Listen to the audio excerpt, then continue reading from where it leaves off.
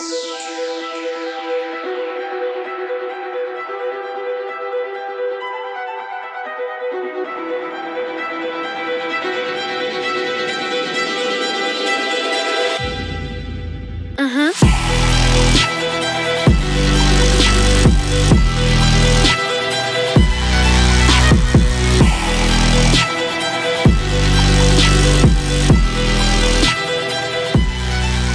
Marseille. La nuit tombe sur les quartiers nord comme un couvercle trop lourd, étouffant les voix, avalant les lumières, ne laissant que les ombres circuler entre les immeubles. Dans ces rues, un scooter qui passe trop vite peut annoncer la mort. Une voiture garée trop longtemps peut cacher une embuscade. Un silence prolongé peut être plus inquiétant que 3 rafales de Kalachnikov. Depuis quelques années, la ville vit au rythme de règlements de compte qui ne surprennent plus personne. Les habitants ont appris à reconnaître d'un coup d'oreille un tir de fusil d'assaut. Les enfants savent se coucher derrière une voiture avant même d'apprendre à lire. Les mères prient, les pères se taisent, et les cités continuent de tourner comme si la mort n'était qu'un voisin parmi d'autres.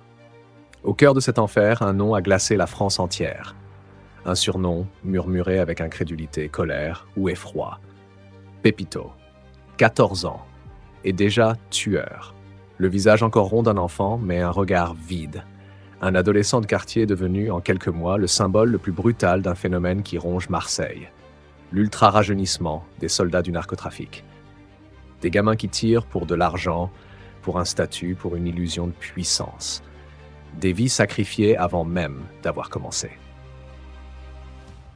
Le 20 septembre au soir, dans le 13e arrondissement, un chauffeur VTC qui roulait pour nourrir sa famille s'est effondré au volant, touché par plusieurs balles tirées à bout portant. Son passager, un jeune homme de 17 ans, a été grièvement blessé. Dans les heures qui suivent, les enquêteurs identifient une piste. Des caméras, un scooter, 2 silhouettes, l'une minuscule, presque enfantine. Quand la police découvre que le tireur n'a pas 15 ans, elle refuse d'abord d'y croire. Puis les témoignages arrivent, puis les analyses balistiques, puis les discussions cryptées interceptées sur les réseaux. Et un prénom revient, un surnom plutôt, Pépito. À 14 ans, il avait déjà tiré pour tuer. Ce qui choque la France entière, ce n'est pas seulement son âge, c'est la manière dont il parle. Dans des enregistrements récupérés par les enquêteurs, sa voix est celle d'un enfant. Son vocabulaire, celui d'un adulte brisé. Il dit que tuer est facile. Il dit que ce n'est qu'un service rendu. Il dit qu'il a reçu un ordre et qu'il a obéi. Pour comprendre comment un gamin peut en arriver là, il faut remonter dans les ruelles où il a grandi. Des immeubles fissurés, des cages d'escalier où l'odeur de pisse saladière se mélange à celle de la résine chauffée, des bancs en béton où les anciens ne s'assoient plus. Dans ces cités, les choufs ont 13 ans. Les vendeurs, 16. Les tireurs, parfois à peine plus. Pépito est né au mauvais endroit, au mauvais moment. Un quartier miné par le trafic, une famille fragile, une école qui n'a jamais réussi à le retenir. Une société qui l'a regardé tomber sans tendre la main. Les éducateurs le décrivaient comme un enfant turbulent, mais pas dangereux. Puis il a commencé à sécher les cours, à traîner avec des garçons plus âgés, à faire des courses pour eux, puis à cacher des armes, puis à accepter des missions. Ce glissement n'a rien d'exceptionnel à Marseille. Ce qu'il est, c'est la vitesse. En quelques mois, il est passé de gamin isolé à soldat des réseaux. Une ascension macabre. Les commanditaires savaient parfaitement ce qu'ils faisaient. Un mineur n'est pas puni comme un adulte. Un mineur obéit plus vite. Un mineur coûte moins cher. Un mineur impressionne ses pairs. C'est l'arme parfaite pour un système qui ne croit plus en rien. Les enquêteurs, en fouillant ces échanges, ont découvert ce que les cités savaient déjà. Pépito était manipulé, conditionné, flatté. Lorsqu'il exprimait des doutes, on lui parlait comme à un grand. On lui disait que c'était sa chance, qu'il pouvait devenir quelqu'un. On lui envoyait des photos de montres, de motos, de bracelets en or. On lui promettait de l'argent facile. On lui promettait le respect. On lui promettait d'être un homme. Et à 14 ans, il y a des promesses auxquelles on croit encore. Mais tout cela, c'est la surface. Pour comprendre ce gamin, il faut aller plus loin. Il faut imaginer ce que ressent un adolescent qui voit son quartier comme une cage, son avenir comme un mur, et la violence comme la seule porte de sortie. Il faut imaginer un enfant qui n'a jamais été regardé comme un enfant, un enfant qu'on appelle mon frère, un enfant qu'on charge de protéger la cité, un enfant à qui on confie un fusil comme on confie une balle de foot. Et un jour, ce même enfant se retrouve face à une cible, un VTC, une rue sombre, des ordres dans une oreillette, une pression qui l'écrase, et le sentiment que s'il n'appuie pas sur la détente, c'est lui qu'on éliminera. Alors il tire, et sa vie bascule. Quand les policiers l'ont interrogé, il aurait répété cette phrase. Une phrase terrifiante, une phrase d'adulte brisée dans la bouche d'un gamin. Il aurait dit que tuer, c'est facile, comme si la mort n'avait plus de poids, comme si tout cela n'avait jamais été réel. Mais pour la famille du chauffeur, c'est réel. Pour le passager blessé, c'est réel. Pour Marseille, c'est réel.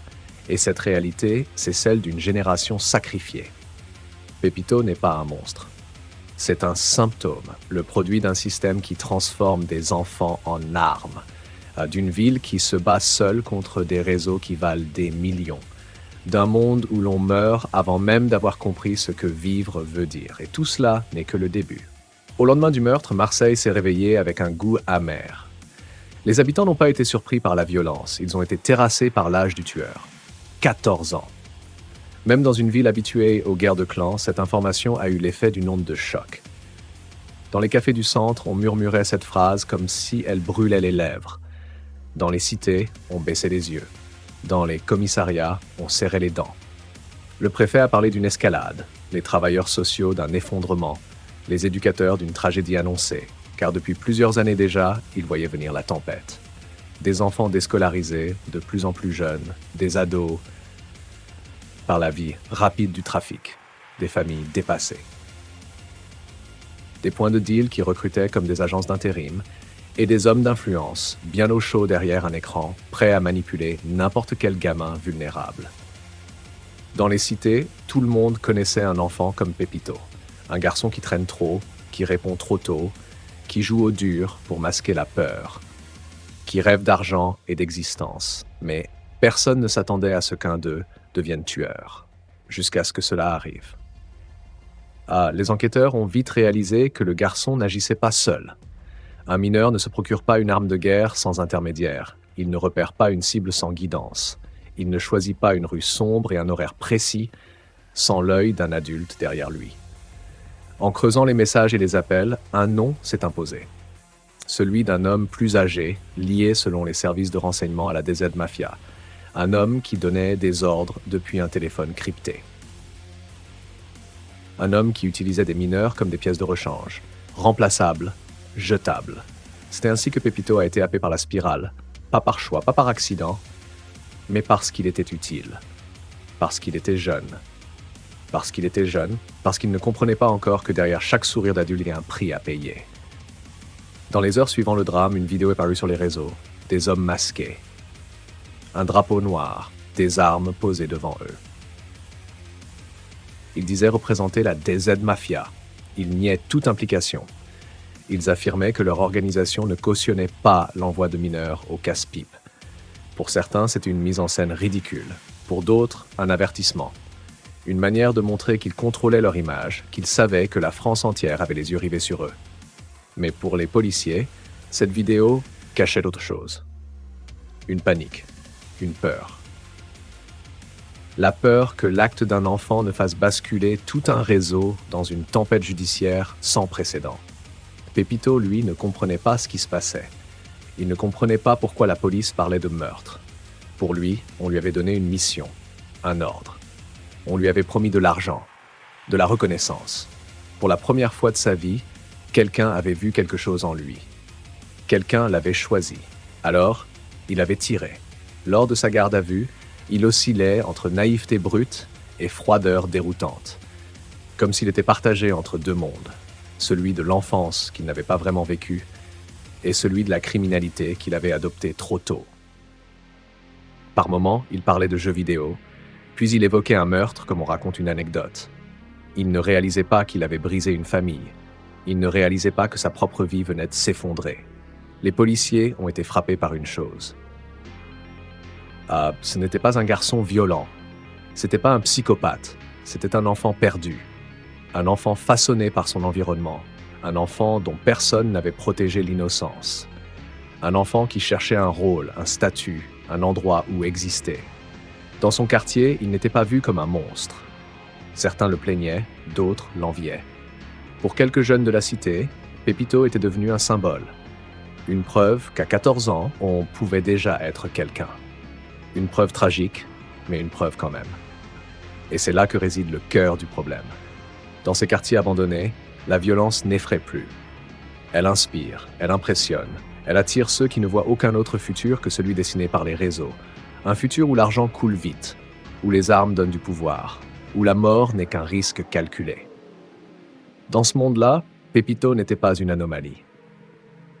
Il était la conséquence, le résultat final d'un engrenage qui commence tôt et qui écrase les plus fragiles.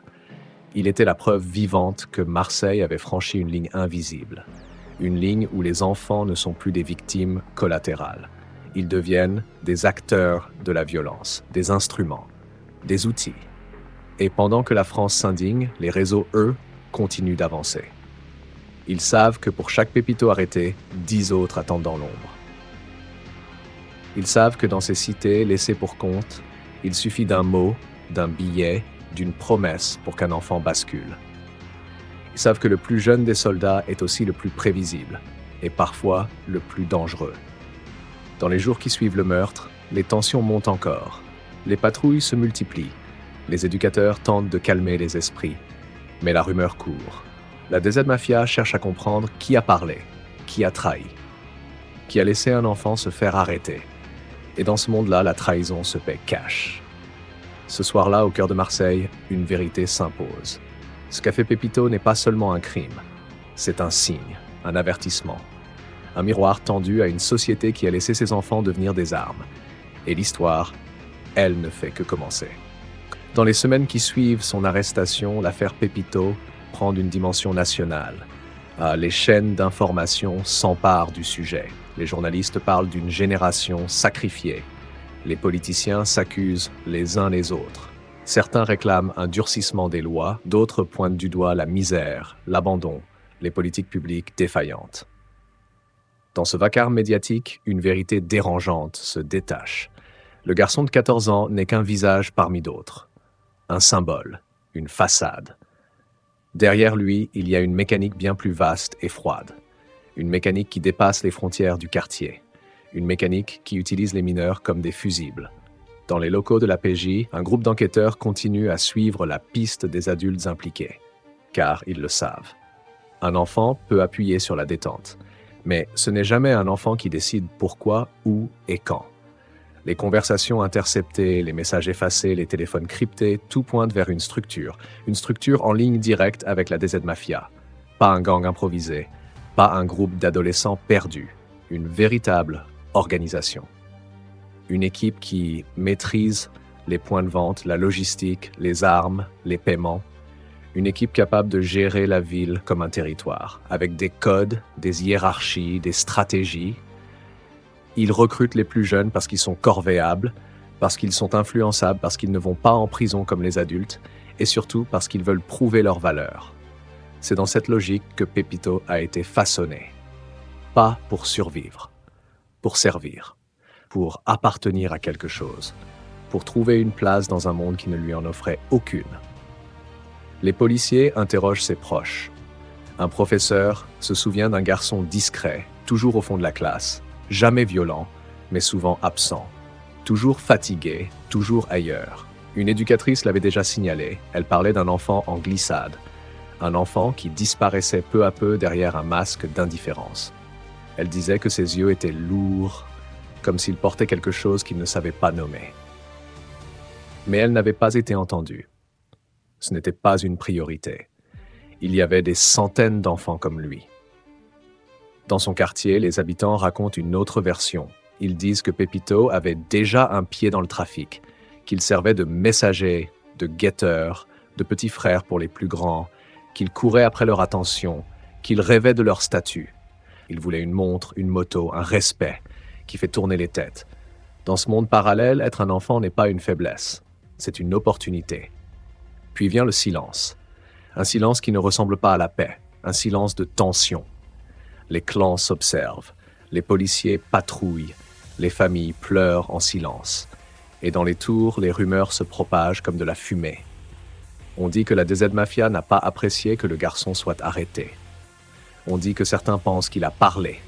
On dit que d'autres veulent effacer les traces, les preuves, les liens. À Marseille, quand on parle de protection, ça veut dire effacer la menace. Et un enfant peut devenir une menace sans même le vouloir. Pendant ce temps, Pepito est seul dans une cellule pour mineurs. Le monde extérieur parle de lui comme d'un monstre ou d'une victime. Mais lui ne comprend pas vraiment ce qu'il est devenu. Il ne réalise pas encore qu'une frontière s'est brisée. Une frontière qu'un enfant ne devrait jamais franchir. Il demande parfois s'il pourra sortir bientôt. Il demande parfois s'il pourra retourner à l'école. Il demande parfois pourquoi les gens le regardent comme ça. Les experts racontent qu'il oscille entre déni et lucidité. Par moments, il comprend qu'il a tué un homme. Par moments, il pense qu'il a juste suivi un plan, comme dans un jeu. Il est trop jeune pour comprendre l'irréversibilité. Dans un entretien, un policier évoque une phrase qui l'a marqué. Quand il a demandé au garçon pourquoi il avait tiré, Pepito a répondu « Parce qu'on m'a dit que je pouvais le faire ». Cette phrase résume tout. La fragilité, la manipulation, l'absence totale de repères adultes, l'abandon d'un enfant livré à la rue. Dans la ville, certains commencent à se demander comment un enfant peut devenir un soldat. Comment une société peut laisser ses plus jeunes glisser dans une telle obscurité? Et surtout, qui est vraiment responsable? Le garçon qui appuie sur la détente, ou ceux qui ont mis l'arme dans sa main. À mesure que les enquêteurs avancent, des noms apparaissent, des hommes plus âgés liés à des trafics en France, en Espagne et en Belgique, des figures connues des fichiers, des fantômes du banditisme marseillais qui apparaissent puis disparaissent. Ils cherchent à comprendre qui a donné l'ordre, qui a validé la cible, qui a promis l'argent. Mais dans ce milieu, personne ne parle, et ceux qui parlent disparaissent. Le procureur comprend vite que ce dossier est plus qu'un homicide commis par un mineur, c'est une vitrine. Une preuve que les réseaux de drogue ne se contentent plus de corrompre les adultes. Ils sculptent les enfants. Ils les transforment en ombres, en exécutants, en outils. Le soir, dans Marseille, certains habitants se demandent ce que deviendra Pepito. D'autres se demandent combien d'autres enfants suivent déjà le même chemin. Et dans les ruelles, un mot circule en silence, on dit que ce n'est que le début. Dans les mois qui suivent, l'histoire de Pepito cesse d'être un simple fait divers. Elle devient un miroir tendu à une ville entière. Un miroir qui renvoie l'image de ce que Marseille ne veut pas voir. Des enfants qui ne jouent plus. Des ados qui ne rêvent plus. Des quartiers qui deviennent des tranchées. Et des organisations criminelles qui avancent comme des armées silencieuses. Pendant que la justice décide de l'avenir du jeune garçon, les enquêteurs continuent de remonter la chaîne. Chaque fil mène à une ombre. Chaque ombre mène à une autre. La DZ Mafia apparaît partout et nulle part à la fois. Toujours dissimulée, toujours protégée par la peur et par l'argent. Un élément frappe fortement les policiers. Le meurtre que Pepito a commis n'est pas improvisé. Ce n'est pas un geste impulsif, ce n'est pas un accident. C'est un acte organisé, pensé, planifié. L'arme était fournie, la cible était choisie, le timing était précis, la fuite était préparée.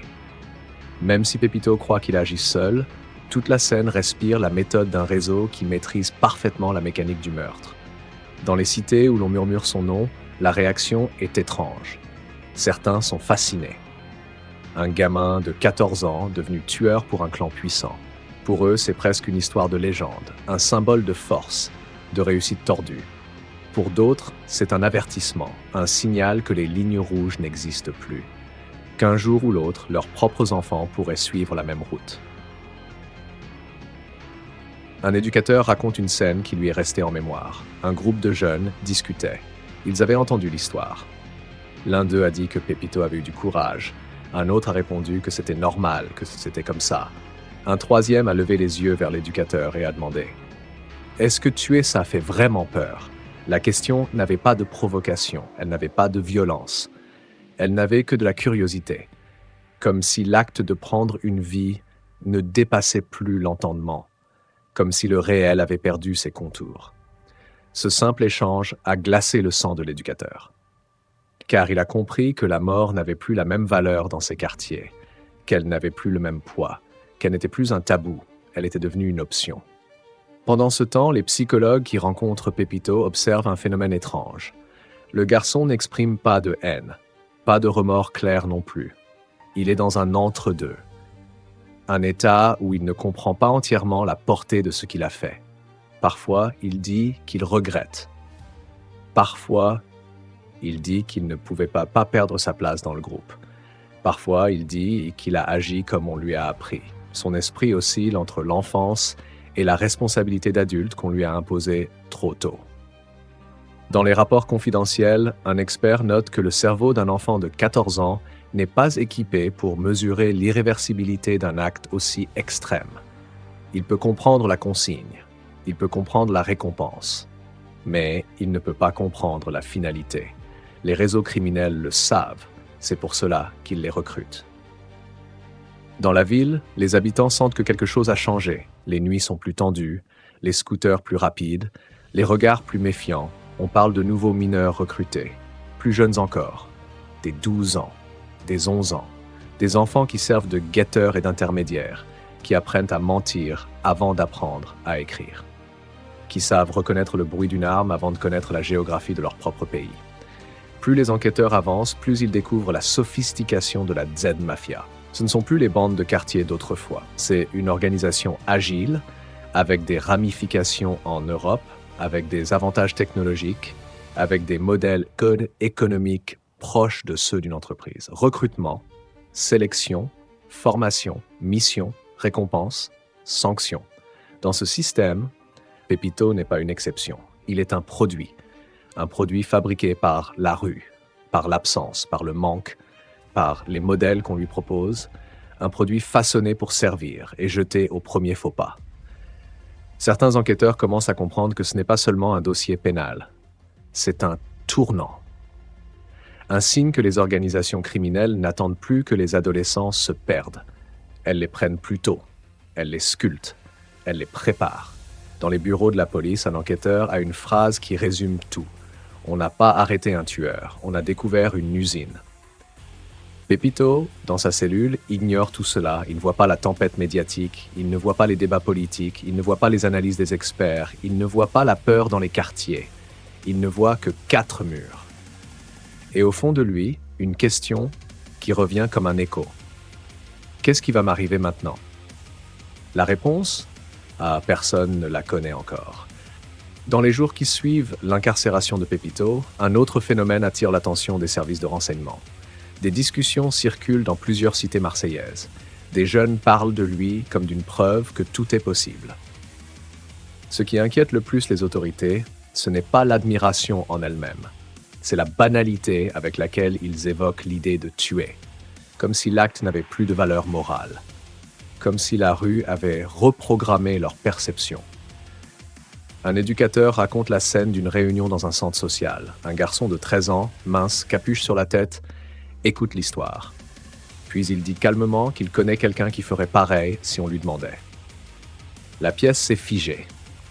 Ce n'est pas la menace qui a choqué les adultes. C'est l'absence totale d'émotion dans sa voix, comme s'il parlait de réparer un vélo ou de livrer un colis. L'acte n'avait plus de dimension humaine.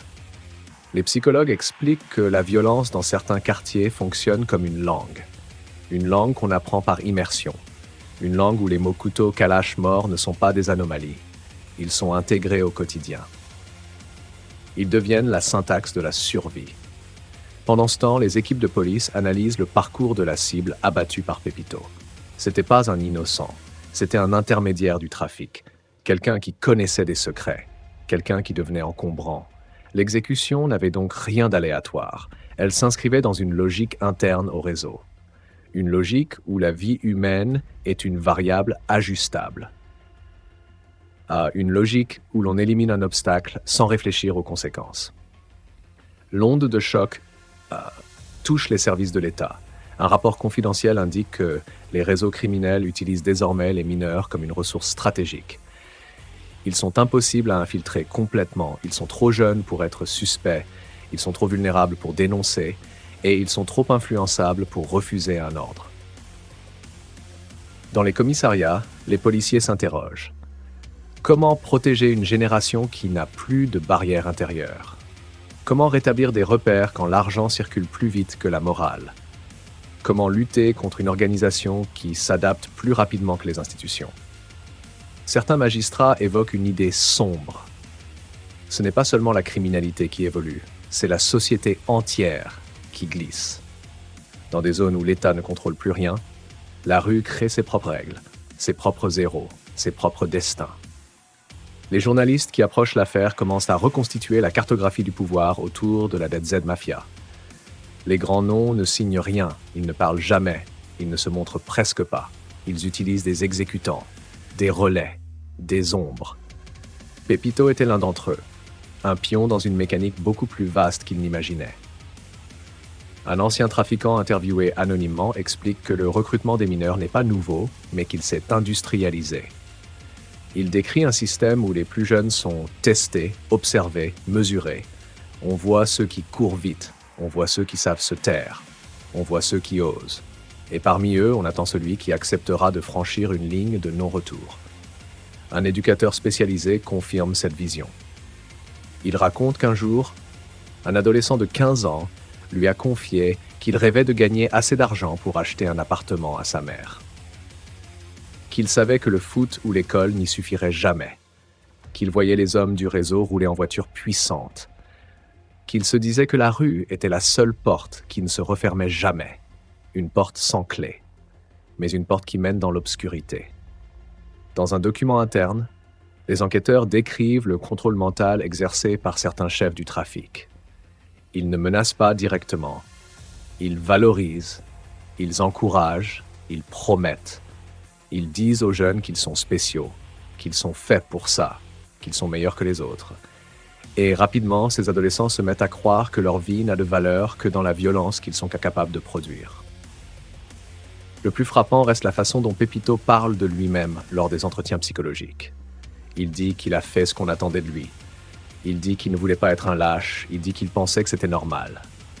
Comme si la frontière entre bien et mal n'existait plus. Comme si la seule règle était l'obligation de ne pas décevoir le groupe.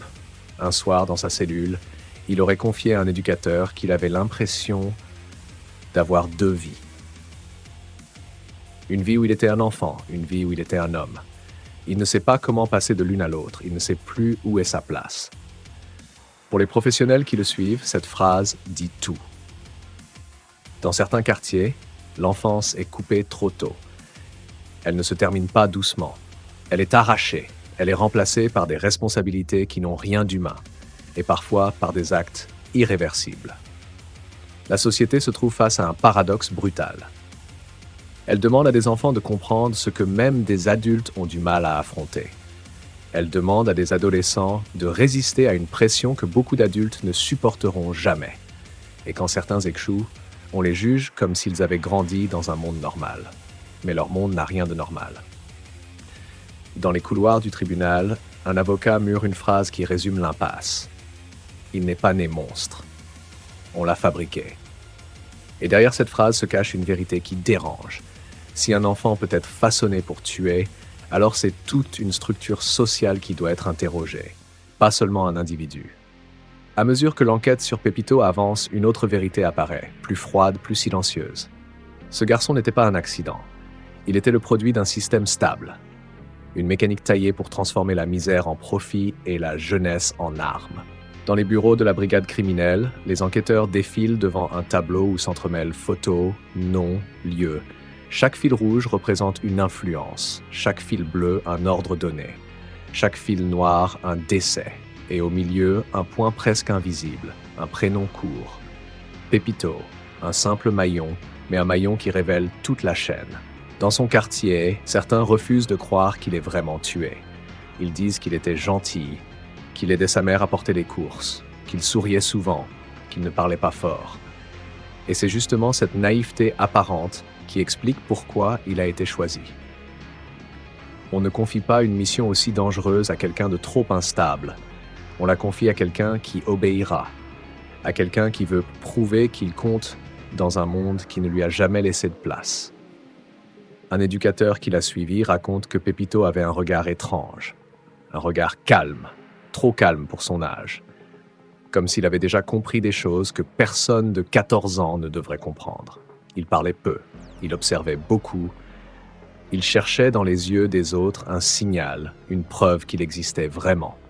Les chefs du réseau ont identifié cette faille avant tout le monde, ils l'ont utilisée. Pendant ce temps, les psychiatres mandatés par le juge tentent de démêler l'intérieur du garçon. Ils veulent comprendre ce qu'il ressentait au moment du tir. Ils veulent savoir s'il a compris qu'il retirait une vie du monde. La réponse qu'ils obtiennent glace toute la salle. Il dit qu'il n'a rien ressenti de particulier. Il dit que son corps a bougé avant que sa tête réfléchisse. Il dit qu'il a eu l'impression d'être vide. Et puis après, seulement après, il a compris ce qu'il avait fait. Mais il ne savait plus comment revenir en arrière. Selon les experts, cette dissociation est typique des enfants plongés trop tôt dans un environnement violent. Le cerveau déconnecte pour survivre. Il coupe l'émotion, il coupe la peur, il coupe la moralité. Il ne garde que la fonction la plus primitive, agir. Dans les cafés du quartier, les conversations vont bon train. Certains accusent la société, d'autres accusent les réseaux. D'autres encore disent que c'est la fatalité. La vérité se situe quelque part entre tout ça, dans un terrain vague où personne ne veut trop s'aventurer. Une mère témoigne anonymement. Elle dit qu'elle a peur que son fils suive le même chemin. Elle dit que les hommes du réseau lui offrent parfois de l'argent, un billet pour un service, un scooter pour les trajets, une montre pour montrer le statut. Elle dit qu'elle voit son fils glisser. Elle dit que le quartier est plus fort qu'elle. Les éducateurs racontent une scène effrayante. Une classe entière d'adolescents a été interrogée sur ce qu'ils feraient si un homme leur proposait 1 000 € pour transporter un sac. La plupart ont levé la main. Certains ont même souri. Une fille de 12 ans a répondu que 1 000 €, c'est plus que le salaire de sa mère. Comment dire non? Le problème n'est pas seulement la violence. C'est la manière dont elle s'intègre au quotidien. Elle se normalise, elle se banalise, elle devient logique. Dans ce monde-là, refuser une mission est plus dangereux que l'accepter. Dans ce monde-là, un enfant apprend vite que la rue te juge plus sévèrement que la justice. Parallèlement, une autre question hante les enquêteurs. Qui a réellement appuyé sur la gâchette ce soir-là? Bien sûr, c'est la main de Pépito qui a tiré. Mais l'ordre venait d'ailleurs. D'un homme qui ne sera peut-être jamais arrêté. D'un homme qui utilise les jeunes comme des ombres. D'un homme qui ne verse jamais de sang directement pour ne pas se salir. Un homme qui connaît très bien les lois françaises. Un homme qui sait qu'un mineur risque peu de prison. Un homme qui transforme ce détail juridique en stratégie militaire. Dans les couloirs du tribunal, un juge confie à un collègue que cette affaire l'a marqué comme aucune autre. Il dit que juger un homme est simple, mais juger un enfant qui a été transformé en arme est un dilemme qui dépasse le droit. Il dit qu'il ne sait pas encore ce qu'il va décider, parce que chaque décision aura un prix. Punir un enfant qui n'a jamais eu d'enfant, ou admettre que la société a failli avant lui. Plus tard, en cellule, Pépito aurait demandé à un éducateur combien il devra rester en prison. On lui répond qu'on ne sait pas encore. Le garçon baisse la tête. Il dit qu'il a l'impression d'être en dehors du monde. Il dit qu'il se souvient de certains moments de sa vie comme d'un film dont il n'est pas l'acteur. Il dit qu'il ne sait pas ce qu'est un futur, et qu'il ne sait même pas s'il en mérite un. Ces phrases hantent ceux qui les ont entendues, parce qu'elles montrent une vérité brutale. La violence a volé quelque chose à Pépito, non seulement sa liberté, mais son regard d'enfant, son innocence, sa capacité à se projeter, son droit au temps. Et maintenant, la société doit répondre à une question qu'elle repousse depuis des années. Que devient un enfant qu'on a fabriqué pour tuer? Peut-il redevenir autre chose? Peut-il être sauvé? Ou a-t-on brisé quelque chose qu'on ne pourra jamais réparer? Dans les semaines qui suivent, l'affaire prend une ampleur nationale. Les journaux titrent sur l'enfant tueur. Les plateaux de télévision s'emparent du sujet. Certains parlent de barbarie, d'autres de défaillance sociale. D'autres encore accusent la justice de ne pas avoir vu venir le danger. Mais derrière les écrans et les titres, un malaise profond s'installe. Parce que tout le monde comprend que Pépito n'est pas un cas isolé. Il est le symptôme, l'illustration visible d'une mécanique invisible. Dans les bureaux du ministère, des experts en criminologie sont convoqués. Ils tentent de comprendre comment un enfant peut franchir une étape aussi irréversible. Ils étudient son environnement, son école, ses fréquentations, sa famille, sa cité. Et plus ils avancent, plus une évidence se dessine. Il n'a jamais eu de chance, jamais eu d'espace pour devenir autre chose, jamais eu d'adulte capable de lui offrir une direction claire, jamais eu de filet de sécurité. La rue a été sa seule professeure. Et dans ce type de quartier, la rue n'enseigne qu'une seule langue. La loi du plus fort, la loi du silence, la loi de l'argent rapide, la loi du respect imposé. Pendant ce temps, la DZ Mafia se fait discrète. Elle observe la tempête médiatique, elle se replie dans l'ombre, elle nettoie ses traces, elle remplace les maillons tombés. L'emprisonnement d'un exécuteur ne change jamais la structure. Le réseau continue, il respire, il s'adapte, il se reforme. Un enquêteur confie en privé que le plus terrifiant dans cette affaire n'est pas l'acte en lui-même, c'est l'efficacité de la stratégie criminelle. Utiliser les mineurs, contourner les sanctions, exploiter la misère, transformer des enfants en outils interchangeables. C'est cette mécanique silencieuse qui effraie les forces de l'ordre. Parce que cette mécanique ne s'arrête jamais. Dans le quartier de Pepito, la vie reprend comme si de rien n'était. Les scooters circulent, les guetteurs reprennent leur poste, les trafiquants reconstruisent leur chaîne logistique, les murs portent encore les traces de tirs. Mais personne n'y prête plus attention. La violence ne choque plus. Elle est intégrée au décor. Une routine meurtrière que les habitants apprennent à contourner. Certains jeunes parlent même de Pepito comme d'un exemple de détermination. Ils ne voient pas la tragédie, ils voient l'ascension, ils voient la reconnaissance, ils voient l'argent, ils voient le respect que la rue a accordé à un enfant. Un respect perverti, mais un respect tout de même. Dans une société qui semble avoir oublié leur existence, cette reconnaissance leur paraît plus réelle que celle de l'école ou des institutions.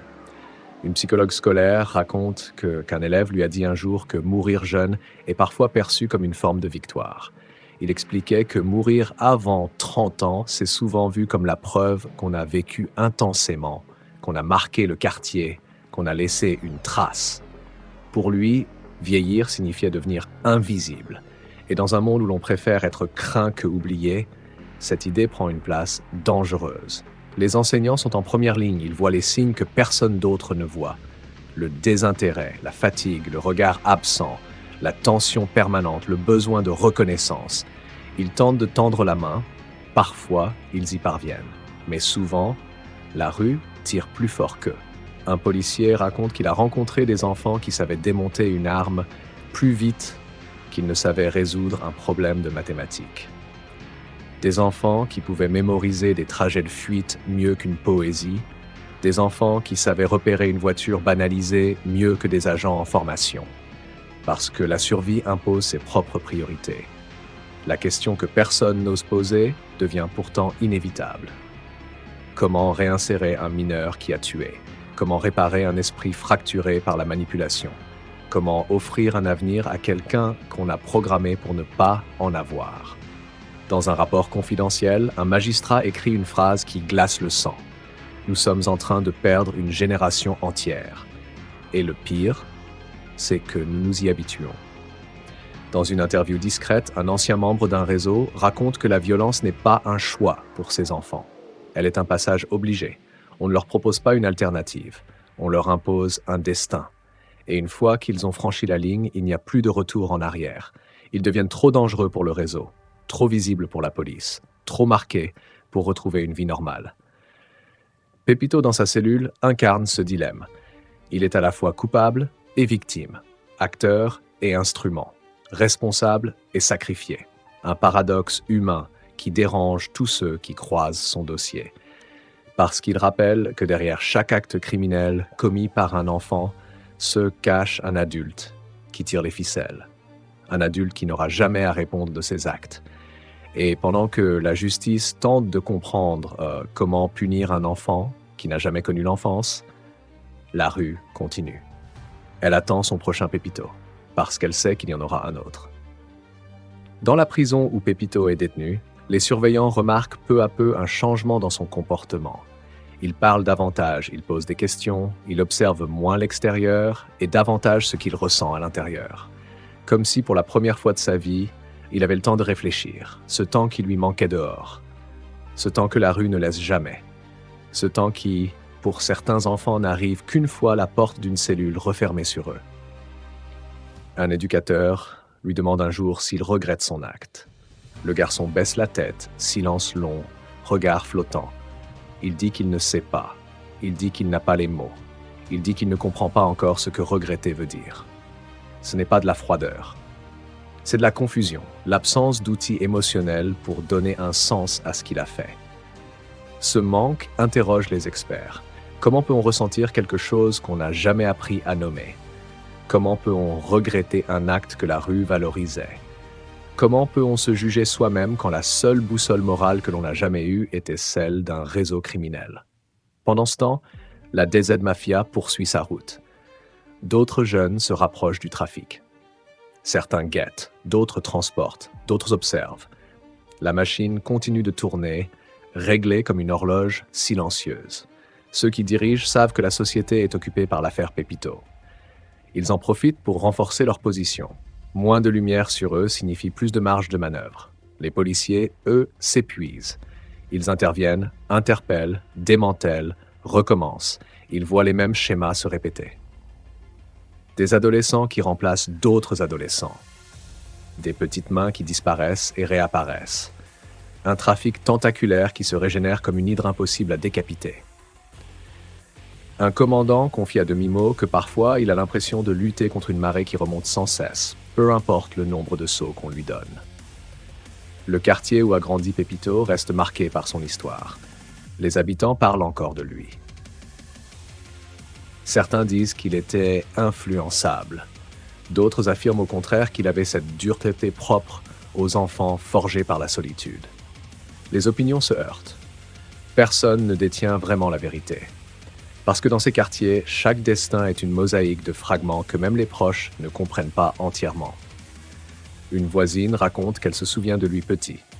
Il aimait grimper sur les rambardes métalliques. Il courait souvent après un ballon abîmé. Elle dit qu'elle n'arrive pas à associer cette image à celle d'un tueur. Elle dit que la rue déforme les gens plus vite que l'on ne peut les protéger. Elle dit qu'elle a peur pour ses propres enfants. Dans un rapport interne, un sociologue insiste sur un point crucial.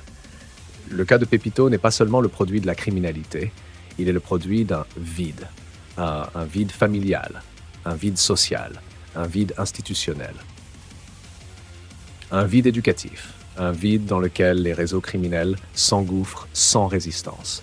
L'école, dans ces quartiers, devient parfois un refuge fragile, mais elle ne peut pas tout absorber.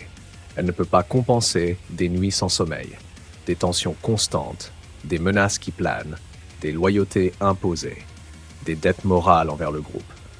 Une enseignante confie que certains élèves arrivent en classe déjà écrasés par le poids d'une vie trop lourde pour eux.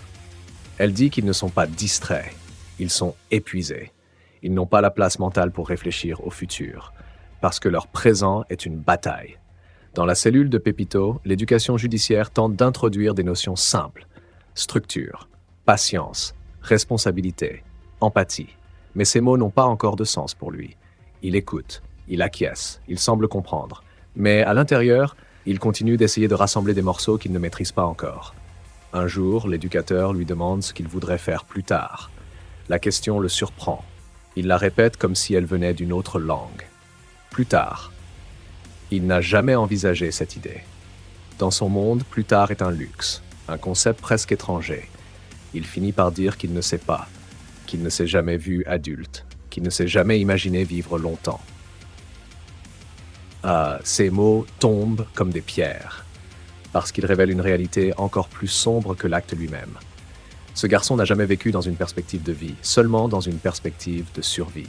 La justice, elle, avance lente, les experts se succèdent, les rapports s'empilent, les magistrats cherchent un équilibre entre sanction et compréhension. Il ne s'agit pas d'excuser, il s'agit de mesurer, de comprendre ce qui peut être réparé. Et ce qui ne le pourra peut-être jamais. À l'extérieur, les habitants continuent de vivre sous la menace silencieuse du trafic. Les fusillades éclatent parfois au loin, les moteurs hurlent, les sirènes circulent, le quartier respire au rythme d'une tension permanente. Et pendant ce temps, Quelque chose de plus profond se fissure dans le regard des plus jeunes. Ils voient l'histoire de Pepito comme un miroir. Certains y voient un avertissement, d'autres un destin enviable. Et c'est cette dualité qui inquiète le plus les spécialistes. Parce que si l'on ne parvient pas à briser cette fascination, d'autres enfants suivront la même trajectoire. Un éducateur, après plusieurs années de terrain, résume la situation en une phrase. La criminalité n'a pas volé l'enfance de ces jeunes, elle l'a remplacée. Et tant que cette substitution sera possible, des affaires comme celle de Pepito continueront d'émerger, encore et encore. Au tribunal, l'affaire Pepito entre dans une phase décisive. La salle est pleine. Journalistes, avocats, policiers, éducateurs, magistrats, tous observent un garçon frêle assis derrière une vitre de protection. Il regarde par sol, parfois le vide, rarement les gens autour de lui. Il semble perdu dans un espace intérieur où personne n'a accès. Les magistrats se succèdent. Chacun tente de cerner qui il est. Un monstre en devenir, un enfant brisé, un produit du trafic, une victime de la misère. Les avis se confrontent, mais aucune réponse n'est simple. Le procureur décrit un acte d'une violence inouïe. Il parle de l'exécution méthodique, du sang-froid, de l'absence de remords immédiat. Il explique qu'un acte aussi grave ne peut rester sans conséquence, qu'une société doit se protéger, qu'un meurtre reste un meurtre, quel que soit l'âge de l'auteur. L'avocate de Pepito, elle, raconte une autre histoire. Elle parle d'un enfant invisible, un enfant laissé seul dans les interstices du système, un enfant endoctriné, manipulé, abandonné avant même d'être jugé. Elle dit que cet enfant a fait un choix qui n'était pas le sien, un choix imposé, un choix dirigé, un choix fabriqué. Le juge écoute, sans bouger, sans cligner. Il porte le poids des deux vérités à la fois, celle de l'acte et celle du contexte. La salle retient son souffle. Dans le public, une femme éclate en sanglots. Elle dit que son neveu aurait pu être à la place de Pepito, qu'il a le même âge, le même environnement, le même vide autour de lui. Elle pleure la similitude, pas seulement l'acte. À l'extérieur du tribunal, les réactions se divisent. Certains réclament une peine exemplaire, ils disent que la jeunesse ne doit pas être un bouclier. D'autres demandent une prise en charge éducative. Ils disent qu'on ne peut pas punir un enfant comme on punit un adulte. Entre les deux camps, une fracture morale se creuse. Pendant ce temps, dans un centre fermé pour mineurs, un psychologue analyse les dessins que Pepito fait sur une feuille blanche. Ce ne sont pas des scènes de violence, pas des armes, pas des silhouettes menaçantes, juste des maisons, des escaliers, des portes, des choses simples, des choses banales, des choses auxquelles il n'a jamais vraiment eu accès. Le psychologue conclut que l'enfant cherche inconsciemment des structures qu'il n'a jamais connues, des repères, des lieux stables, des murs qui protègent au lieu d'enfermer, des portes qui s'ouvrent au lieu de se refermer. Dans d'autres entretiens, Pepito pose des questions. Il demande si les gens dehors pensent encore à lui. Il demande si sa mère va bien. Il demande ce qu'on va faire de lui. Il demande s'il pourra reprendre une vie normale un jour. Mais les adultes qui l'entourent n'ont pas de réponse, parce que personne ne sait ce que devient un enfant qui a franchi une ligne irréversible. Les criminologues qui suivent l'affaire expliquent que l'un des plus grands dangers, c'est que ces jeunes finissent par croire qu'ils ne méritent plus rien, qu'ils ne méritent ni futur, ni seconde chance, ni rédemption. Et lorsqu'un enfant perd l'idée même du futur, il perd aussi la capacité de se reconstruire. Pendant ce temps, une autre réalité se joue à l'extérieur. La DZ Mafia reprend du terrain. Le réseau se restructure, de nouveaux jeunes sont repérés. Certains ont 13 ans, d'autres 14. Le cycle se reforme, la mécanique continue. Un policier expérimenté confie à voix basse que la rue n'attend jamais. Elle recycle, elle absorbe, elle remplace. La disparition d'un jeune ne laisse jamais un vide. Elle ouvre juste une place. Et cette place sera prise par un autre. Toujours. Le soir, dans sa cellule, Pepito reste parfois assis sur son lit, le regard tourné vers le mur. Il dit qu'il entend encore les bruits du quartier dans sa tête. Les scooters, les cris, les moteurs qui accélèrent. Il dit que ça lui manque parfois, parce que même dans le chaos, il se sentait appartenir à quelque chose. Ici, il n'appartient à rien. Il n'existe qu'entre 4 murs, dans une parenthèse figée. Un éducateur tente de lui expliquer que ce silence peut devenir une chance, une pause, un espace pour se reconstruire. Mais Pepito ne répond pas. Il regarde le sol.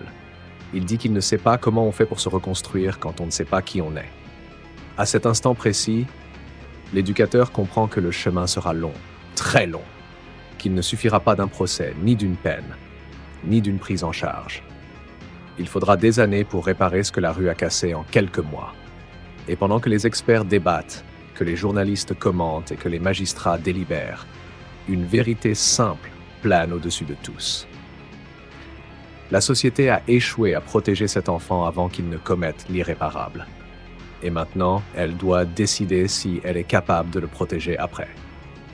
Les semaines passent. Pepito, désormais enfermé dans le centre pour mineurs, commence à percevoir que le temps ne s'écoule plus comme avant. Dans la rue, les journées filaient à toute vitesse. Le matin commençait déjà par la peur, l'attente, la tension dans les veines. Chaque heure était une alerte, un bruit, un signal, une course, une fuite, une nuit mal dormie, une nouvelle mission. Ici, rien ne bouge. Les murs ne changent jamais. Les voix des éducateurs répètent les mêmes phrases, le silence n'a plus d'écho. Le temps devient une boucle, une longue respiration qui ne finit jamais. Mais le plus étrange pour lui, ce n'est pas le calme. C'est l'absence de ceux qui dirigeaient sa vie. Plus de messages sur Snapchat, plus d'ordres codés, plus de scooters tournant en bas de l'immeuble, plus de surveillants du réseau le pressant d'agir. Il découvre ce que signifie exister sans être utilisé. Mais au début, cette sensation n'est pas agréable, elle le désoriente, elle le vide. Parce que personne ne lui a appris à être un enfant. On lui a seulement appris à être un outil. Un soir, un éducateur lui demande ce qu'il ressent vraiment. Pepito hésite, il regarde la fenêtre, il regarde le sol, il dit qu'il ne ressent rien. Puis il ajoute quelque chose d'inquiétant. Il dit que la rue lui manque, pas parce qu'il y était heureux, mais parce qu'il savait exactement qui il devait être là-bas. Ici, il ne sait pas. L'éducateur note ces mots dans un carnet. Il y lit une vérité que beaucoup ne veulent pas entendre. Pour un enfant plongé dans la criminalité, la violence devient non seulement un langage, mais aussi une identité. Lui enlever cette identité ne suffit pas à le sauver. Il faut lui en construire une nouvelle.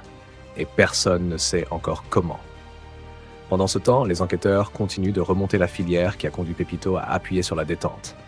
Ils veulent retrouver ceux qui l'ont recruté, ceux qui lui ont mis une arme entre les mains, ceux qui l'ont persuadé qu'un meurtre pouvait être une initiation. Mais à Marseille, les liens disparaissent vite. Les chefs se déplacent, les téléphones sont brûlés, les preuves s'évaporent, et les nouveaux enfants prennent la relève des anciens. Le nom de Pepito, lui, circule toujours dans les quartiers nord. Il provoque des réactions opposées.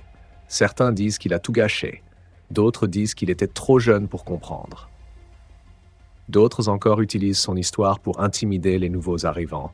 Ils disent « Regarde ce qui arrive à ceux qui hésitent » ou « Regarde ce qui arrive quand tu veux monter vite ». Même absent, il reste une arme pour les autres. Dans les cellules du centre, Pepito commence parfois à avoir peur la nuit. Pas de la police, pas du tribunal, pas du jugement, mais de ses propres souvenirs.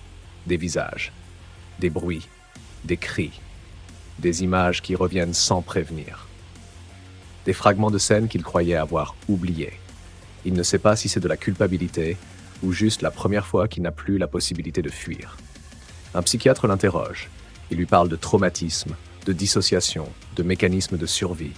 Pepito ne comprend pas tout, mais il comprend une chose. Il comprend qu'il a été façonné pour tuer avant même de savoir ce que la mort signifiait.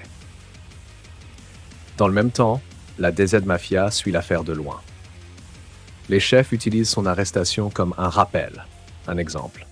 Ils disent que l'organisation Vacation survit toujours. Ils disent que la rue ne pleure personne. Ils disent que les enfants vont et viennent. Mais les réseaux restent. C'est peut-être la partie la plus tragique de cette histoire. Même lorsque la justice attrape un enfant perdu, le système qui l'a broyé ne ralentit jamais. Il glisse simplement vers un autre jeune. Encore plus malléable, encore plus effacé. Encore plus désespéré de trouver une place quelque part. Dans une séance de thérapie, Pepito finit par dire quelque chose qu'il n'avait jamais dit avant. Il dit qu'il ne sait plus si ce qu'il a fait est un choix ou si sa vie était déjà dessinée pour lui avant même qu'il s'en rende compte. Il dit qu'il ne sait plus si on peut changer quand personne ne vous a appris à devenir quelqu'un d'autre. Cette phrase touche profondément l'équipe éducative. Parce qu'elle révèle la vérité la plus dure de toutes. Certains enfants ne grandissent pas avec une vie devant eux. Ils grandissent avec une voie tracée sous leurs pieds. Et cette voie mène rarement vers l'âge adulte. Les mois passent et quelque chose d'inattendu commence à se produire chez Pepito. Un lent dégel. Une fissure dans l'armure qu'il portait depuis des années. Ce n'est pas spectaculaire, ce n'est pas soudain. Personne ne s'en rend compte au début. Mais c'est là, un détail minuscule, un changement presque invisible. Il parle un peu plus, il écoute un peu plus, il observe les autres jeunes. Il découvre qu'ils ne lui ressemblent pas totalement. Certains ont grandi dans la violence, d'autres non. Certains veulent juste rentrer chez eux, d'autres veulent comprendre où tout a basculé. Pepito, lui, ne sait pas encore ce qu'il veut. Il ne sait même pas s'il a le droit de vouloir quelque chose. Un jour, un éducateur lui montre un journal. Sur la première page, un article parle de lui, pas son nom complet, mais suffisamment pour qu'il comprenne. Un mineur dans le réseau de la DZ, un enfant tueur, une preuve de la dérive du narco-banditisme marseillais, un symbole de l'effondrement social. Son regard reste fixé sur les mots. Il ne dit rien, mais son silence est lourd. Il réalise peut-être pour la première fois ce qu'il représente aux yeux du monde. Pas un soldat, pas un initié. Pas un futur patron, juste un enfant perdu qu'on a transformé en arme. Cette prise de conscience ne le libère pas, elle l'éteint un peu plus. Pendant ce temps, dans les quartiers nord, son absence commence déjà à se faire oublier. Le trafic ne s'arrête jamais, les fours tournent jour et nuit, les scooters montent la garde, les guetteurs se relaient, et un nouveau gamin prend la place de Pepito, parce que c'est la règle, parce que la rue ne laisse jamais une chaise vide. Elle la remplit aussitôt. Avec un enfant ou un adulte, ça ne fait aucune différence. Mais pour la police, pour les magistrats, pour les journalistes, Pepito devient un cas d'école. Un exemple terrifiant de ce qui arrive lorsque la criminalité recrute plus vite que la société ne protège. Un miroir tendu à Marseille. Un miroir qu'aucun responsable politique n'a envie de regarder trop longtemps. Le centre pour mineurs, lui, poursuit son travail. On essaie de lui apprendre la routine, les repas à heure fixe, les ateliers, la scolarité, les entretiens psychologiques. Chaque fois, il ressent un mélange de résignation et de méfiance. Il se demande si ces adultes veulent vraiment l'aider, ou s'ils veulent juste corriger quelque chose qu'il considère comme un défaut. Car au fond, Pepito n'a jamais appris à faire confiance. Il n'a jamais appris à s'attacher. Il n'a jamais appris à croire que quelqu'un peut vouloir sa survie pour autre chose qu'un intérêt. Dans la rue, la loyauté est une monnaie. Ici, elle devient un mystère. Un soir, pendant l'extinction des Lumières, il murmure à un autre jeune. Il lui demande si lui aussi ressent ce vide. L'autre répond oui. Il reste silencieux. Deux garçons qui ont grandi trop vite, figés entre enfance volée et avenir incertain. Ce moment ne change pas tout, mais il fissure encore un peu le mur. Et puis arrive une visite inattendue. Une psychologue spécialisée dans les jeunes radicalisés et les mineurs violents. Elle observe Pepito sans jugement. Elle lui parle comme à un être humain complet, pas seulement comme à un dossier. Et cela le déstabilise. Elle lui dit qu'il n'est pas né pour mourir jeune, qu'il n'est pas né pour porter une arme, qu'il n'est pas né pour appartenir à un clan, qu'il n'est pas né pour obéir à ceux qui profitent de lui. Pepito baisse les yeux, il ne dit rien. Mais ces mots restent dans sa tête plus longtemps que tous ceux qu'il avait entendus auparavant. La psychologue lui parle de choses abstraites, la reconstruction, l'identité, le choix. Il ne comprend pas tous des mots importants, des mots que personne ne lui a jamais offerts. Elle lui dit qu'il peut devenir quelqu'un d'autre, qu'il peut avoir un avenir, qu'il a encore le temps. Il ne la croit pas, mais il aimerait la croire. Et ce simple désir est déjà un soulèvement intérieur. Pendant ce temps, à Marseille, les enquêtes continuent. Les policiers cherchent à savoir pourquoi un enfant de cet âge a été envoyé pour tuer. Les pistes remontent vers des lieutenants de la DZ, des hommes connus pour utiliser des mineurs afin d'éviter des peines trop lourdes. Des hommes qui ont compris que les enfants ont quelque chose que les adultes ont perdu. L'insouciance, la naïveté, le besoin d'exister. La capacité à obéir sans poser de questions. Les autorités veulent démanteler ce système, mais chaque fois qu'un chef tombe, un autre prend sa place. Chaque fois qu'un réseau tombe, un autre s'organisent. Chaque fois qu'un enfant est sauvé, 2 autres prennent sa place. Pepito, lui, regarde tout cela de loin. Il commence à comprendre que la rue ne l'a jamais choisi par amour. Elle l'a choisi parce qu'il était vulnérable, parce qu'il était disponible, parce qu'il était façonnable, parce qu'il n'avait rien d'autre. Il commence aussi à comprendre quelque chose d'encore plus douloureux. Il comprend qu'il a voulu cette vie, pas parce qu'elle était belle, mais parce qu'elle donnait un sens à sa présence, un rôle, une fonction, une importance. C'est peut-être cela, la première brèche vers la lucidité. Admettre que la violence peut devenir une maison quand on n'en a pas. Admettre que le crime peut devenir un refuge quand on ne sait pas où aller. Admettre que la mort peut sembler plus simple que l'avenir quand on ne s'est jamais imaginé vivre longtemps. Pepito se couche, il ferme les yeux, et pour la première fois depuis longtemps, il ne revoit pas l'arme. Il revoit son enfance, une image floue, une cour, un ballon, une lumière. Une époque où il n'avait pas encore choisi, ou peut-être où on n'avait pas encore choisi pour lui. Les semaines défilent. Dans le centre éducatif fermé, le temps n'a pas le même goût. Il ne grince pas comme dans une cellule de la Baumette. Il ne brûle pas comme dans les cages d'escalier des quartiers nord. Il s'étire. Il respire. Et parfois, il murmure à Pepito des choses qu'il n'avait jamais entendues. Il découvre ce que c'est que de se réveiller sans devoir surveiller la porte. Il découvre ce que c'est que de dormir sans attendre un appel. Il découvre ce que c'est que d'être un adolescent qui n'a pas d'ordre à recevoir. Et pourtant, chaque progrès semble fragile, construit sur un sol encore instable. Un soir, après un atelier, un éducateur lui demande ce qu'il voudrait devenir. La question le frappe comme une balle perdue. Devenir. Ce mot ne fait pas partie de son vocabulaire. Dans sa tête, il n'y a jamais eu que survivre, avancer, obéir. Il répond « je ne sais pas ». C'est la vérité la plus pure qu'il ait jamais prononcée. L'éducateur insiste doucement. Il dit que tout le monde a le droit de vouloir quelque chose. Pepito baisse les yeux. Il répond qu'il ne sait même pas si lui a le droit de vivre. Cette phrase reste suspendue dans la salle comme une cicatrice à ciel ouvert. Mais les éducateurs, les psychologues, les intervenants savent reconnaître une fissure. Et ils savent que parfois, une fissure est le début d'une brèche. Et qu'une brèche peut devenir une sortie. Pendant ce temps, Marseille continue de brûler. Les médias parlent d'une génération sacrifiée. Ils parlent de ces mineurs transformés en armes vivantes.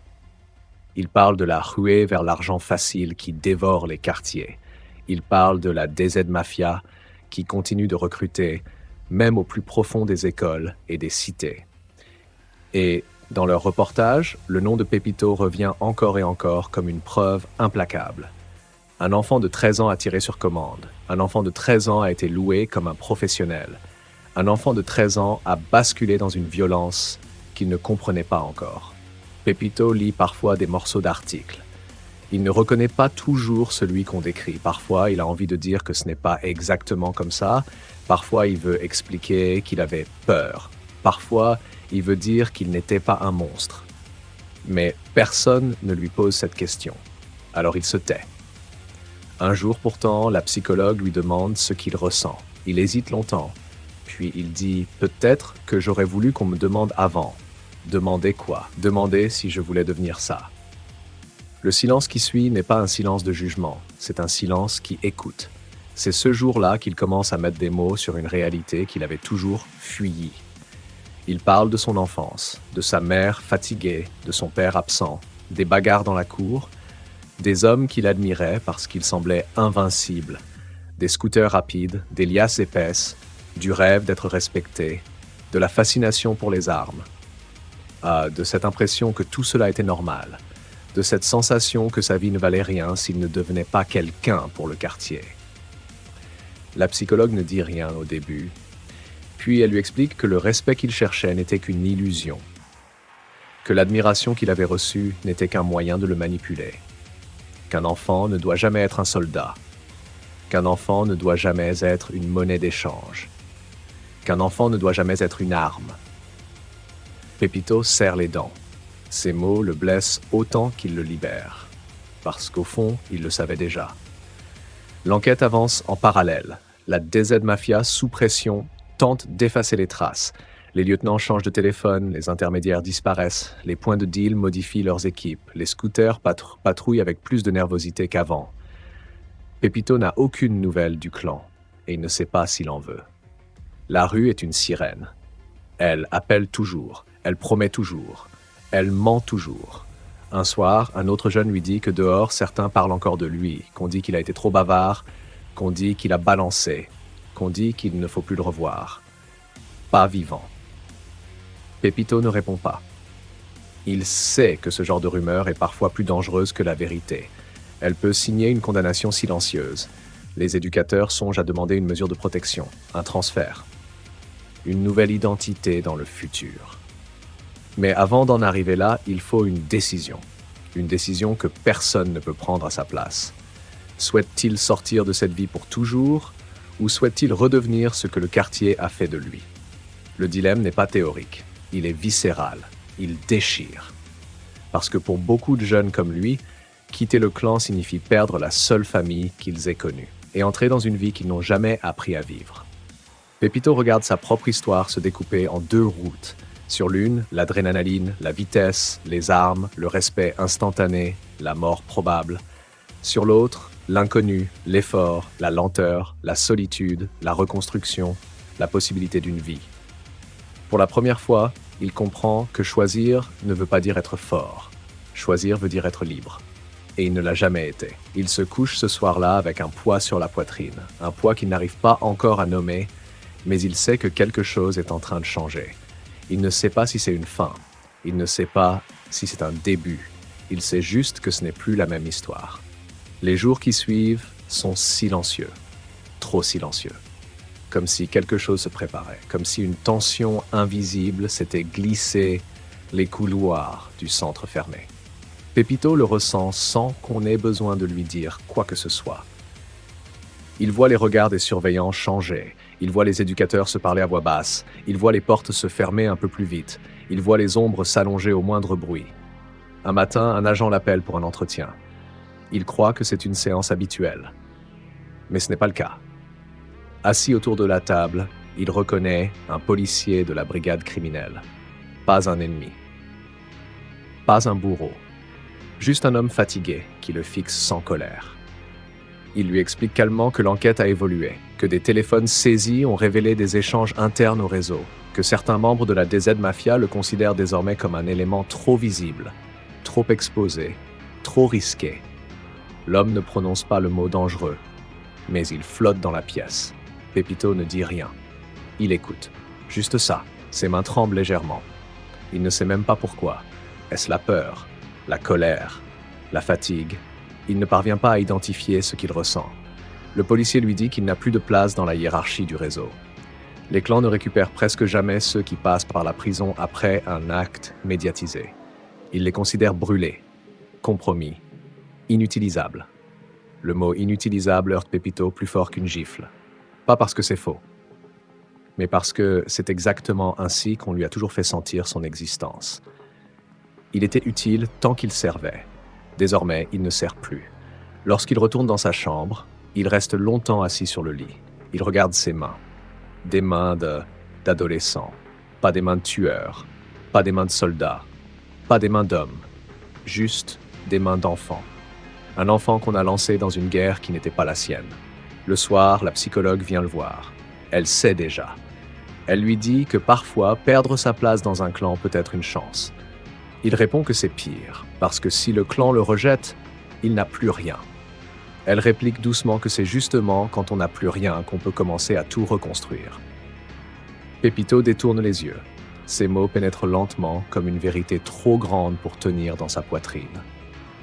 Dans les semaines qui suivent, un dilemme se dessine. Soit il continue à jouer le rôle du dur, du garçon dangereux, du soldat du réseau, soit il accepte que ce rôle est mort avec son arrestation. Deux chemins, tous les deux douloureux, tous les deux irréversibles.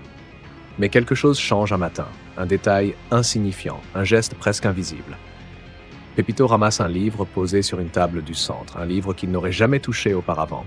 Il l'ouvre, il lit quelques lignes, puis il repose le livre. Mais il y revient le lendemain. Et encore le lendemain. Personne ne le force. Personne ne le félicite, personne ne lui dit que c'est bien. C'est un geste à lui, pour lui. Un éducateur remarque ce changement. Il ne dit rien. Il sait que briser le charme trop tôt pourrait tout ruiner. Dans un autre atelier, Pepito commence à dessiner. Pas des armes, pas des scooters, pas des cages d'escalier, des paysages, des maisons, des silhouettes sans visage. Quelqu'un lui demande pourquoi il ne dessine pas des choses qu'il connaît. Il répond qu'il dessine ce qu'il aurait voulu connaître. Cette phrase marque un tournant. Pour la première fois, son imaginaire n'est plus lié à la rue. Pour la première fois, son esprit cherche un ailleurs. Pour la première fois, il fabrique quelque chose qui n'a rien à voir avec le trafic. Pendant ce temps, les experts continuent de débattre. Certains disent qu'il n'a aucune chance de se réinsérer, que son passage à l'acte est trop grave, que sa trajectoire est trop ancrée. D'autres affirment que l'enfance est plastique, que les traumatismes peuvent se transformer, que la rédemption existe, que rien n'est totalement figé. Les deux camps ont raison, et les deux camps ont tort, parce que la vérité n'est jamais simple, surtout lorsqu'elle concerne un enfant qui a traversé trop d'ombre et trop peu de lumière. Un soir, seul dans sa chambre, Pepito murmure quelque chose pour la première fois.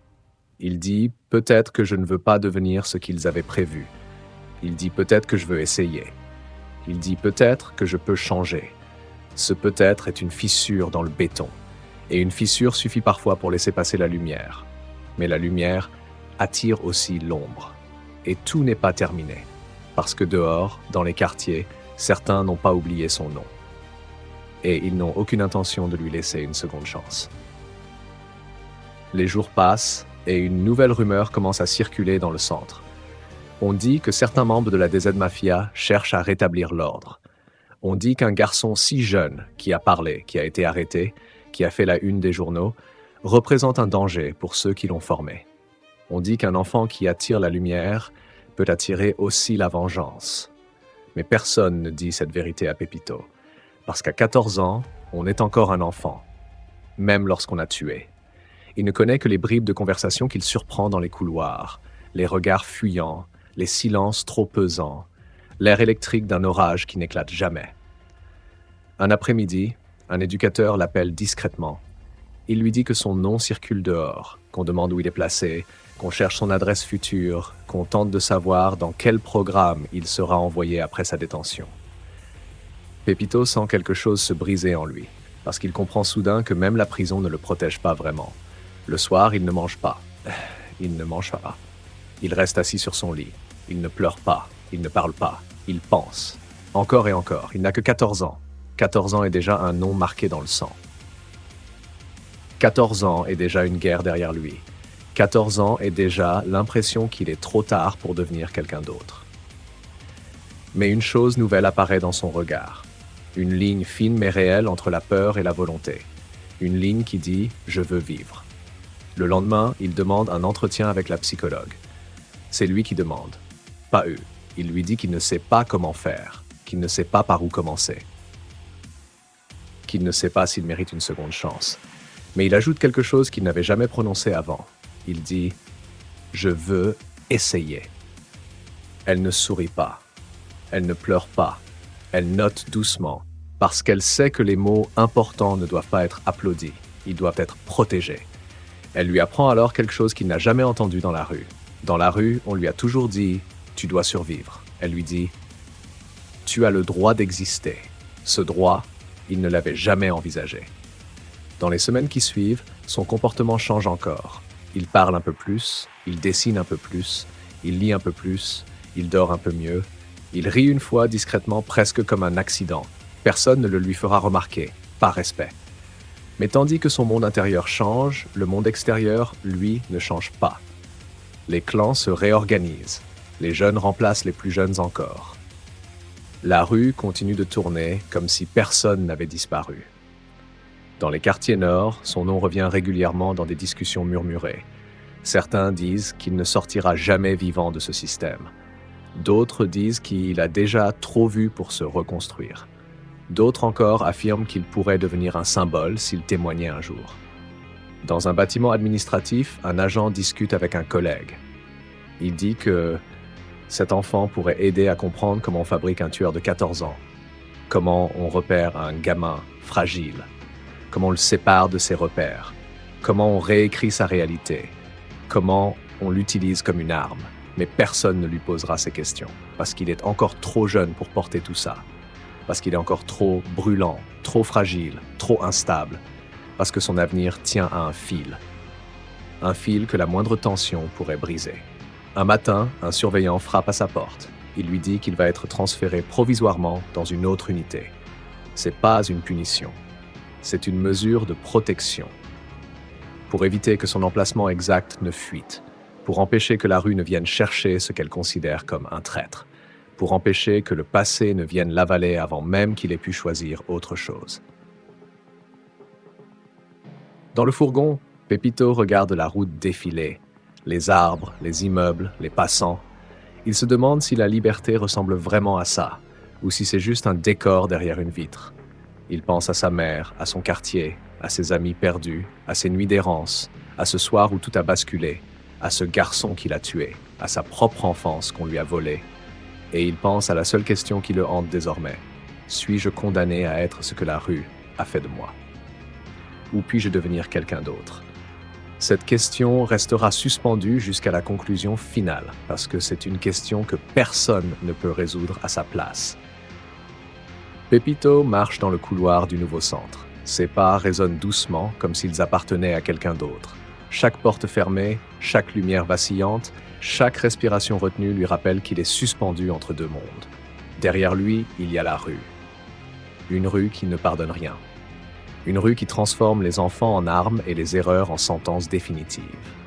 Une rue où un garçon peut devenir tueur avant même d'avoir compris ce que signifie vivre. Devant lui, il y a l'inconnu. Un vide. Un chemin sans panneaux, sans repères, sans promesses. Un chemin où il devra tout construire de ses propres mains, alors qu'on ne lui a jamais appris à construire quoi que ce soit d'autre que de la peur. Il s'assoit sur son lit, il regarde ses mains encore une fois. Elles tremblent un peu, mais ce tremblement n'a plus la même signification. C'est pas la peur, ce n'est pas la colère, ce n'est pas la rage froide de celui qu'on envoie tirer, c'est autre chose, une forme fragile de conscience, une forme fragile d'avenir. Pour la première fois, il se demande ce qu'il veut vraiment.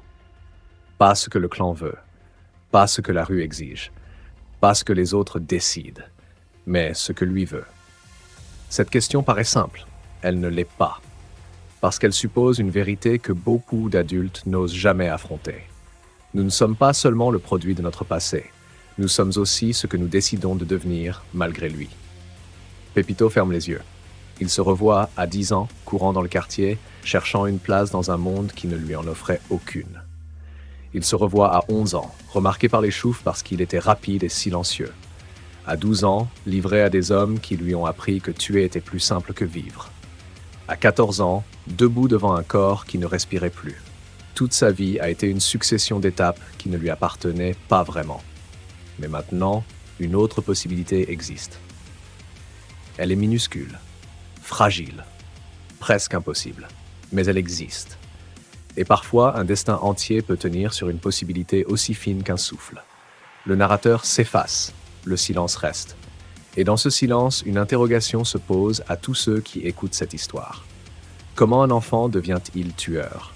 À quel moment la société échoue? À quel moment un système criminel réussit là où l'école, la famille et l'État ont échoué? Et surtout, la question la plus difficile de toutes. Quand un enfant commet l'irréparable, à partir de quel moment peut-on croire encore à sa rédemption? Chacun aura sa réponse, chacun portera son jugement, chacun verra en Pepito soit un monstre, soit un enfant brisé. Les deux visions coexistent, les deux sont vraies, les deux sont terriblement humaines. Ce qui est sûr, c'est que son histoire n'est pas un simple fait divers. C'est un miroir tendu à nos sociétés, à nos lois, à nos quartiers, à nos silences. Un miroir qui nous demande de regarder ce que nous préférons oublier. Parce qu'au fond, la vraie question n'est pas qui est Pepito. La vraie question est comment un pays fabrique un enfant comme lui. Et surtout, comment empêcher que d'autres suivent le même chemin. Avant de conclure, une dernière réflexion. Dans chaque vie, même les plus brisées, il existe un moment minuscule où tout peut basculer. Parfois vers le pire. Parfois vers autre chose. Et ce moment, Personne ne peut le prédire, ni la rue, ni les juges, ni même ceux qui racontent ces histoires. Ce moment appartient à celui qui le vit. Si tu veux que ce genre d'histoire continue d'être racontée avec profondeur et vérité, pense à t'abonner et à laisser un like. Cela aide vraiment la chaîne à toucher plus de monde et à ouvrir des discussions importantes. Et maintenant, c'est à toi. Selon toi, Pepito est-il victime ou bourreau? Crois-tu qu'un enfant marqué par la violence peut encore trouver une autre voie? Et surtout, quel autre criminel ou quelle autre organisation aimerais-tu voir analysée dans un prochain documentaire? Laisse ton avis dans les commentaires. C'est de ce débat que naissent les vraies questions.